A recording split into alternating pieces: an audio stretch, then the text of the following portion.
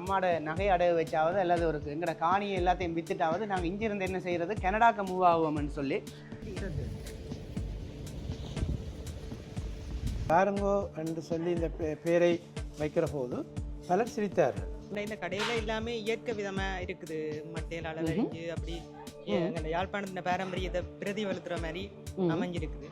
பல்கலைக்கழகத்தில் கல்வியை முடித்து இன்றைக்கு ஒரு மாற்றுத்திறனாளியால் ஒரு பணியிலே பணியாற்றி கொண்டு இப்படியான ஒரு நிறுவனத்தை நடத்த வருதுண்டா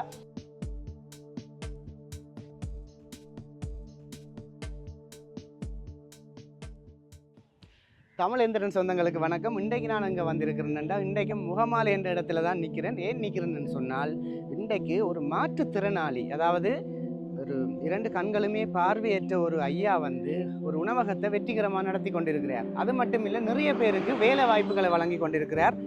அவர் தொடர்பாக ஒரு நேர்காணலை செய்து இந்த சமூகத்தில் கனடாக்கு போனால் தான் நல்லா இருக்கலாம்னு சொல்லி நம்பிக்கொண்டிருக்கின்ற எங்களது இளைஞர்கள் மத்தியில் ஒரு விழிப்புணர்வை கொண்டு வர காணொலியாக தான் இது இருக்க போகுது. வாங்க காணொலிக்குள்ளே போகலாம்.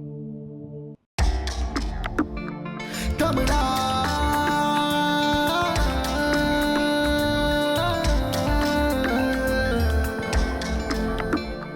தமிழா தமிழா தமிழா தமிழா தமிழ் என்கிறன்.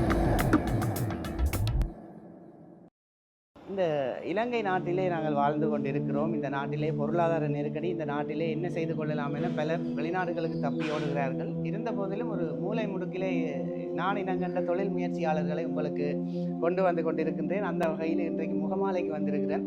முகமாலையில் ஏன் வந்திருக்கிறேன் என்று சொன்னால், நாங்கள் ஏனையின் வீதியால் பயணித்து கொண்டிருக்க வாருங்கோ என்று சொல்லி ஒரு உணவகம் அன்பாக அழைக்கும்.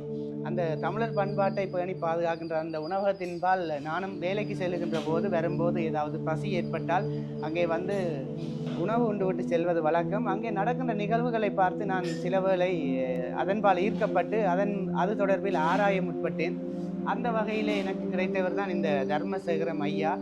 இவர் ஒரு 2 விழிகளுமே பார்வையற்ற ஒரு மாற்றுத்திறனாளி. ஆனால் நிறைய பேருக்கு இந்த இடத்துல வேலை வாய்ப்பை கொடுத்து இந்த நிறுவனத்தை நடத்தி வாரார். ஒரு தற்துணிவானால் அவரது உழைப்புகள் இந்த மொத்த தேசிய உற்பத்தியிலும் பங்களிப்பு செய்ய வேண்டும் என்ற ஒரு நீண்ட நோக்குடைய ஒரு மனிதர், வயதானவர். அவருக்கு நிறைய அனுபவங்கள் இருக்கின்றது. அந்த வகையில் நான் அவரை இந்த நேயர்களுக்கு கொண்டு வந்து அவரது புகழ் இந்த உலகமெங்கும் பரப்ப வேண்டும் என நினைத்தேன். உண்மையிலே நாங்கள் எத்தனையோ பேர் சோம்பேறிகளாக இருக்கும்போது இவ்வாறான ஒரு மாற்றுத்திறனாளி இவ்வளவு ஒரு பெரிய நிறுவனத்தை இந்த இடத்திலே, இந்த யுத்தம் நடந்த பூமியிலே முதலிட்டு யாருமே இந்த இடத்திலே ஒரு நிறுவனத்தை நடத்தலாமா என யோசிப்பார்கள். ஆனால் அவர் அதனை நடத்தி வெற்றிகரமாக நடத்தி கொண்டிருக்கின்றார் ஆரம்பித்து. அந்த வகையிலே எமது பார்வையாளர்களுக்கு தமிழேந்திரன் திரு தர்மசேகரம் ஐயாவை அறிமுகப்படுத்துவதிலே பெருமகிழ்வு அடைகின்றது. ஐயா, உங்களை பற்றி ஓரிரு வார்த்தைகள். வணக்கம். வணக்கம். ஏலவே நண்பர் நிரூபன் சொன்னதைப் போல என்னுடைய பேர் கனகலிங்கம் தர்மசேகரம்.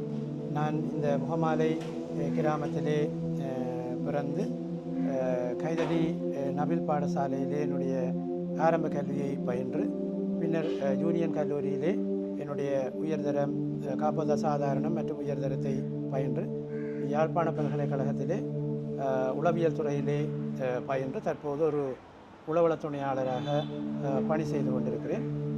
மேலதிகமாக எங்களுடைய சமூகம் சார்ந்த அபிவிருத்திகளோடு எனக்கு இருந்த ஈடுபாடும், இந்த வணிகம் சார்ந்த முயற்சிகளிலே இருக்கிற விருப்பமும் இப்படியான துறைகளில் என்னை கவனம் கொள்ள வைத்தது. நிச்சயமாக இன்றைக்கு ஒரு இளைஞர்கள் யோசித்து கொண்டிருக்கிறார்கள், அம்மாட நகை அடகு வச்சாவது அல்லது ஒரு எங்கட காணியை எல்லாத்தையும் வித்துட்டாவது நாங்கள் இங்கிருந்து என்ன செய்கிறது கனடாக்கு மூவ் ஆகுவோம்னு சொல்லி. ஆனால் அந்த மாயையிலிருந்து நானும் ஒரு சிறிய காலத்துக்கு முதல் இருந்தேன்னு சொல்லி உங்களுக்கு காணொலி பதிவிட்டிருப்பேன். அந்த மாயையை உடைக்க வேண்டும் என்கிற இளைஞர் மத்தியில் என்று சொல்லி தான் இந்த விஷயங்களை நான் சமூகத்துக்கு கொண்டு வரேன்.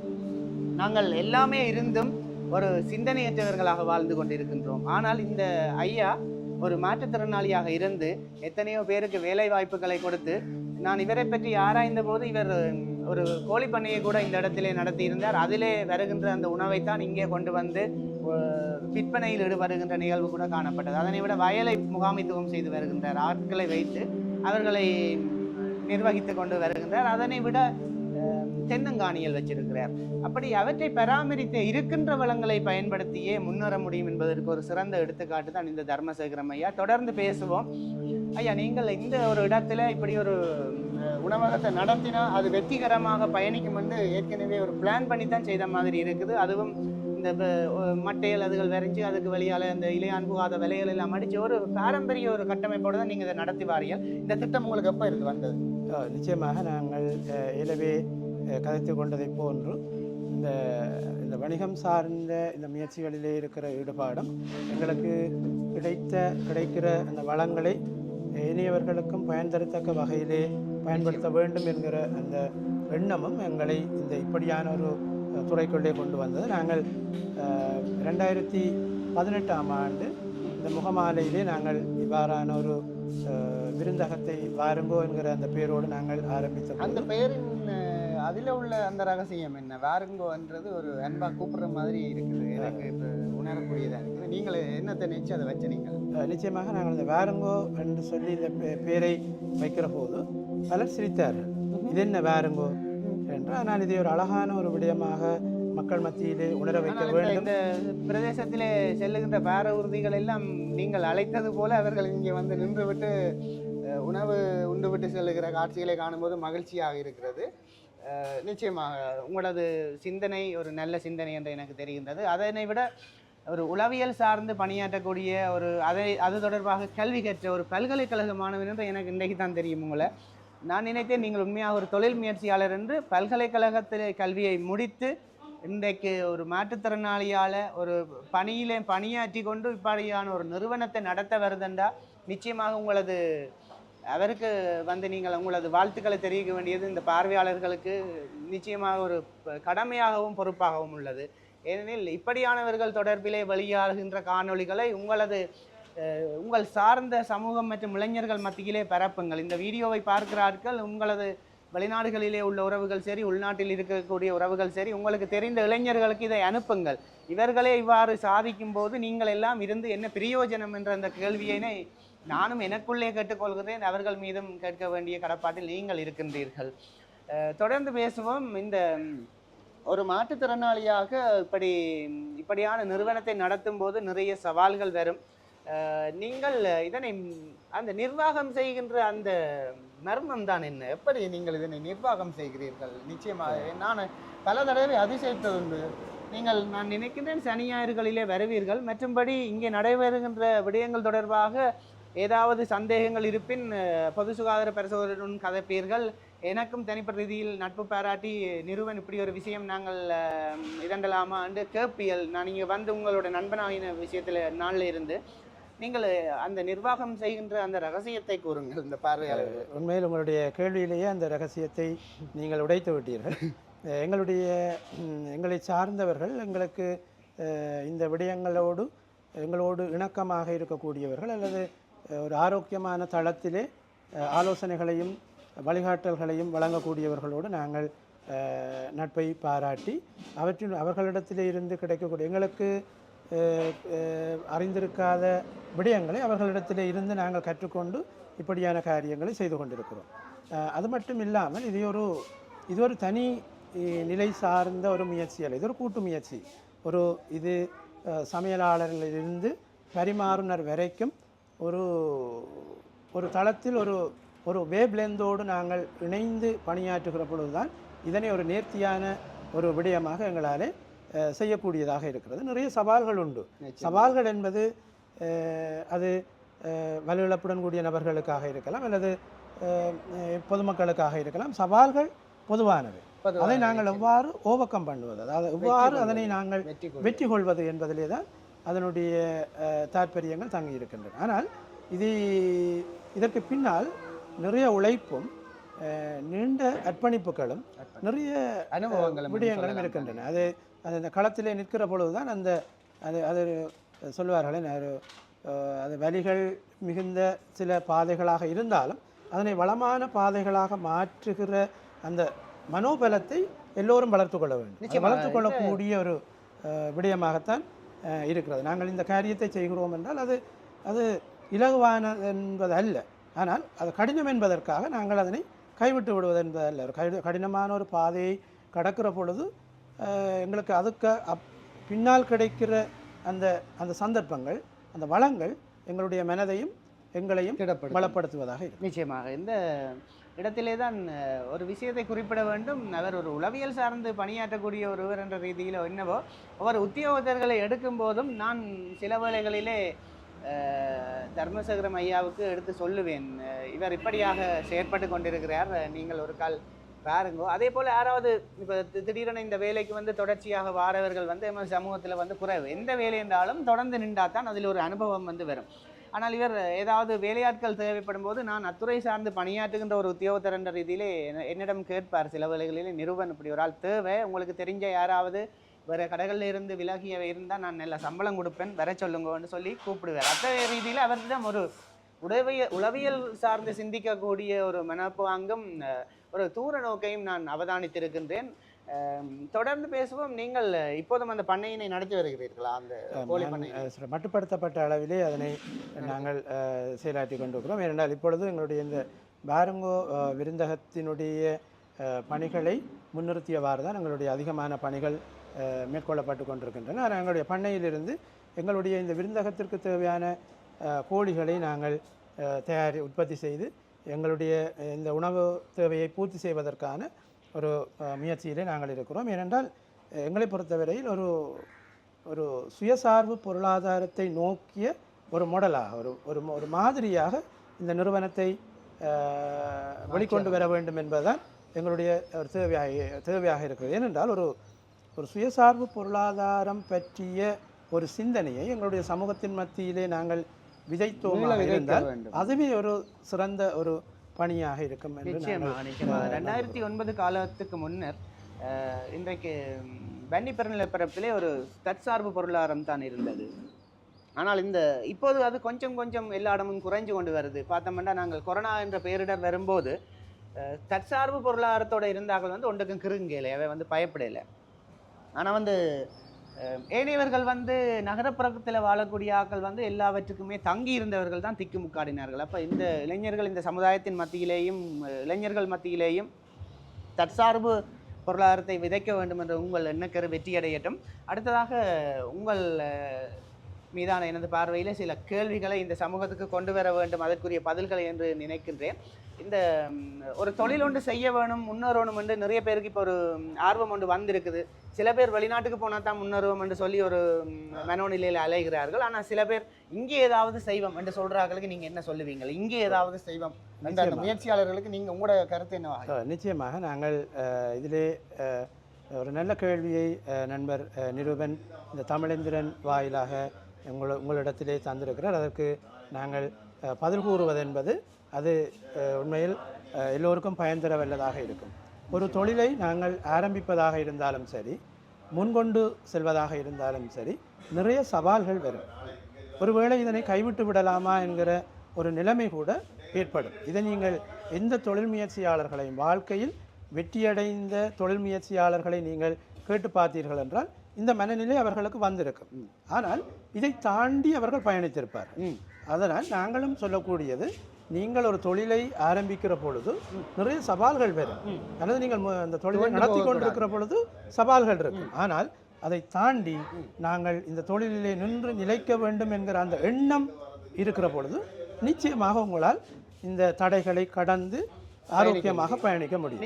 இதிலே எங்களுடைய மேற்கு புலத்திலே இருக்கிற அந்த சிந்தனை தான் நாங்கள் எங்களிடத்திலும் அது இருக்கிறது. மேற்கு புலத்திலே பொதுவாக சொல்லுவார்கள் நெவர் கிவ் அப் என்று சொல்லுவார்கள். எந்த காலகட்டத்திலும் இதனை கைவிட்டு விடக்கூடாது.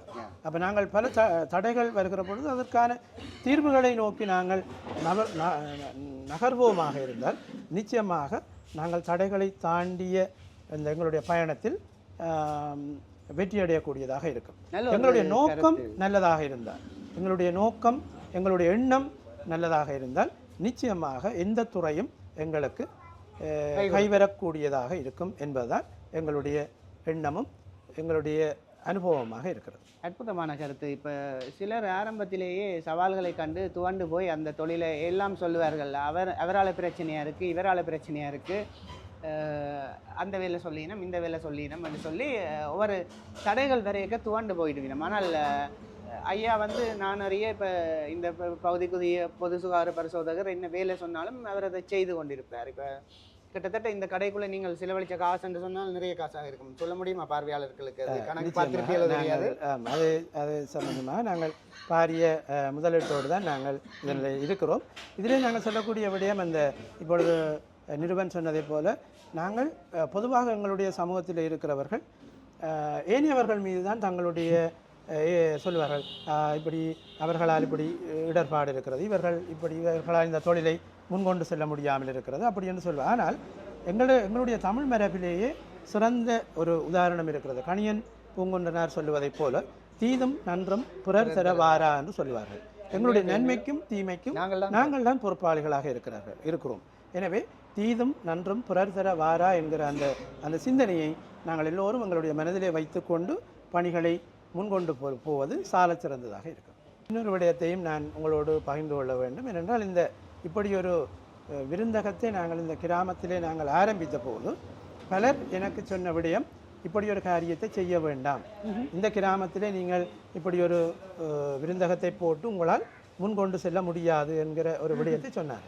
நான் அப்படியல்ல, நாங்கள் சில மாற்று வழிகளை ஏன்னா இது ஒரு கிராமம், இங்கே இருக்கிற பொதுமக்கள் வந்து உங்களிடத்திலே உணவு அருந்த போவதில்லை, அப்போ அருந்துவது குறைவாக இருக்கும்.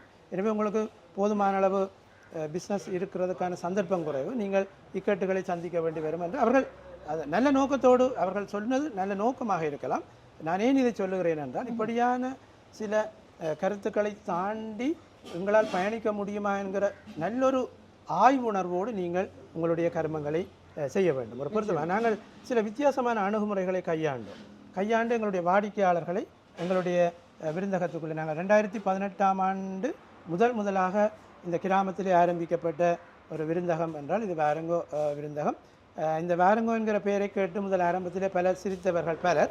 இப்பொழுது இந்த வாரங்கோ என்பது ஒரு அழகான விடயம், ஒரு அழகான ஒரு உணர்வு என்பதை உணர்ந்து இன்றைக்கு எல்லோரும் அதை மகிழ்ச்சி பட்டுக் கொள்கிறார்கள். அந்த திருப்தி எங்களுக்கும் இருக்கிறது. இந்த கடைக்கு அடிக்கடி வாரினீங்களா?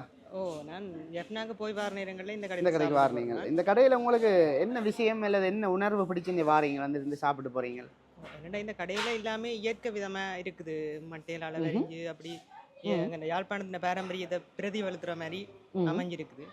அது எனக்கு பிடிச்சிருக்கு. அதனால இங்கே வந்து இருந்துட்டு சாப்பிட்டு போகிறது. மற்ற இயற்கையான காற்று, ஃபேனுகள் அப்படி ஒன்றும் தேவையில்லை.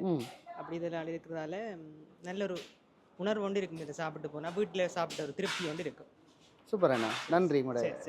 உண்மையில் இந்த தமிழேந்திரன் யூடியூப் தளம் எங்களுடைய தேசிய பொருளாதாரம் சார்ந்த முயற்சியாளர்களையும் எங்களுடைய சமூகம் சார்ந்த பல்வேறுபட்ட அம்சங்களையும் தொடர்ந்தும் எங்களுடைய பொதுமக்களுக்கு வழங்கும் என்கிற அந்த நல்ல நம்பிக்கை இருக்கிறது. நிரூபன் தன்னுடைய பணித்துறைக்கு அப்பால் சென்று இப்படியான ஒரு நல்ல கைங்கரியத்தை அவர் செய்து கொண்டிருக்கிறார். அவருடைய யூடியூப் தளம் மேலும் வளர்ந்து எங்களுடைய சமூகத்திற்கு மேலும் மேலும் நல்ல விடயங்களை தர வேண்டும். இறைவன் அவருக்கு ஆசியையும் நிறைவையும் வழங்க வேண்டும் என்று தருணத்திலே பிரார்த்தித்து இந்த எங்களுடைய இந்த வாரங்கோ விருந்தகத்தினுடைய பதிவுகளை தன்னுடைய தளத்திலே அவர் பதிவேற்றம் செய்து ஒரு பொதுமக்களுக்கான ஒரு நல்ல விடயத்தை கொண்டு வந்தது மட்டுமல்லாமல் எங்களுடைய விருந்தகத்தையும் அவர் எங்களுடைய பொதுமக்களுக்கு அறிமுகம் செய்திருக்கிறார். எனவே அந்த முயற்சிக்காகவும் அவருக்கு நன்றி கூறி வாய்ப்புக்கு நன்றி கூறி அமைகின்றோம். நன்றி, வணக்கம். நிச்சயமாக இந்த இடத்தாலே பயணிப்பவர்கள் ஒரு தரம் இந்த உணவகத்துக்கு வந்து போவுங்கள். ஏனெனில் இவரது சிந்தனைகளுக்காவது நாங்கள் இந்த இடத்திலே கால் பதிக்க வேண்டும். பாசிட்டிவான ஆட்கள் இருக்கிற இடத்தை வந்துட்டு போனாலே எங்களுக்கு ஒரு பாசிட்டிவ் சார்ஜ் ஒன்று கிடைக்கும். அந்த வகையில் எங்களால் என்ன செய்ய முடியும் என்று யோசித்து கொண்டிருக்கின்ற இளைஞர்கள் மத்தியில் அவரது வயதுக்கு எவ்வளவோ செய்கின்றார். நிச்சயமாக இப்படியானவர்களை அறிமுகப்படுத்துவதிலேயும் இந்த நல்லவற்றை விதைக்க வேண்டும் என்ற சிந்தனையிலேயும் தமிழேந்திரன் பக்கம் என்றுமே தயங்கியதில்லை.